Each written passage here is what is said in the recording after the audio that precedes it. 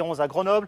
Dans quelques instants, Marseille qui a répondu ce soir, présent avec cette victoire, première réussie pour Didier Deschamps. Pour vous rappeler la composition d'équipe de Didier Deschamps concoctée ce soir, tout d'abord en attendant de retrouver David Berger et Olivier Rouillet pour le résumé de cette rencontre. Les 4 nouveaux étaient là côté marseillais avec en charnière Heinze et Diawara, à noter au milieu de terrain Chérou et Abriel pour remplacer Lucho González et Stéphane Mbia absent. Direction Grenoble donc, sans tarder dans ce jour de foot avec David Berger et Olivier Rouillet. Première réussie pour l'OM, c'est important, l'OM est favori, il a répondu présent ce soir.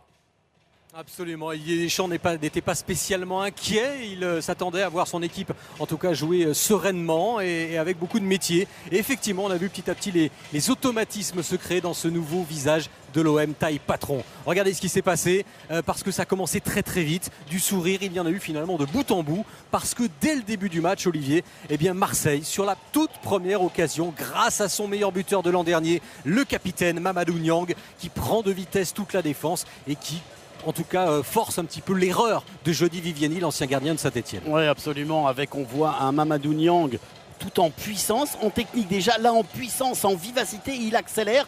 Ensuite, son côté technique, et là ce pied gauche qui vient surprendre Viviani. Viviani n'a pas la main assez ferme, il est surpris par la frappe de Mamadou Niang et il ne peut que la dévier dans son propre but. Superbe action individuelle de Mamadou Niang. C'est le premier but dans le championnat de France 2009-2010, c'est le 83e dans la carrière en Ligue 1 de Mamadou Niang. Ensuite, les Marseillais vont continuer à se créer les meilleures occasions.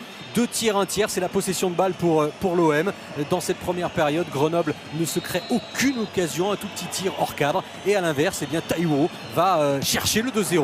Une frappe un peu trop centrée, on va dire. Oui, puissante en tout cas, parce que vous allez le voir, ce ballon qui va donner l'impression d'aller sur le gardien. Et au dernier moment, ce ballon va partir sur la droite du gardien. Regardez, Viviani est tout heureux de dégager ce ballon. À noter quand même ce trou dans le mur du côté de Grenoble.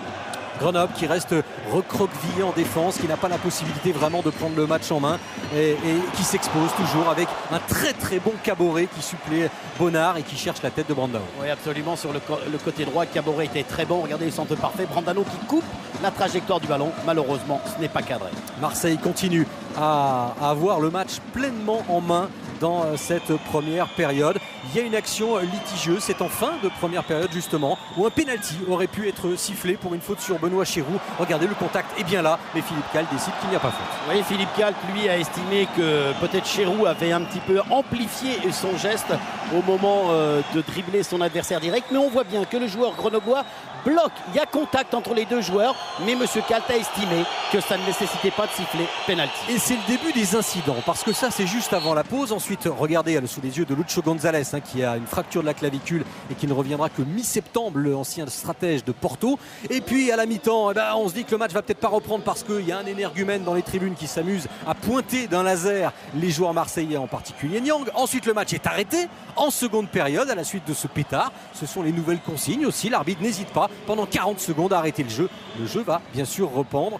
Liu Boya fait son retour dans le championnat de France, lui qui vient de la Bundesliga, qui avait été prêté à Stuttgart, à Wolfsburg, à Hambourg, qui a manque de temps de jeu, mais en tout cas il réalise ici une passe qui aurait pu être décisive pour Accro. Oui, absolument, le jeu était bien fait de la part de Liu Boya, qui a été fort remuant aussitôt son entrée. On va le revoir là sous cette remise pour Courtois.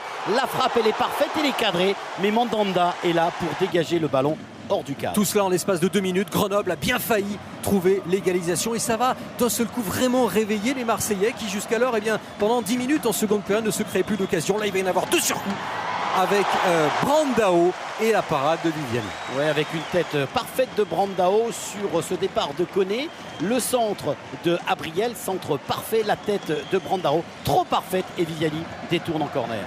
Match beaucoup plus alerte, un peu plus indécis en seconde période avec des Grenoblois qui essayent avec leurs moyens de venir défier les Parisiens. Ils auraient pu aussi profiter d'une mauvaise sortie de Mandanda qui bute sur Batles.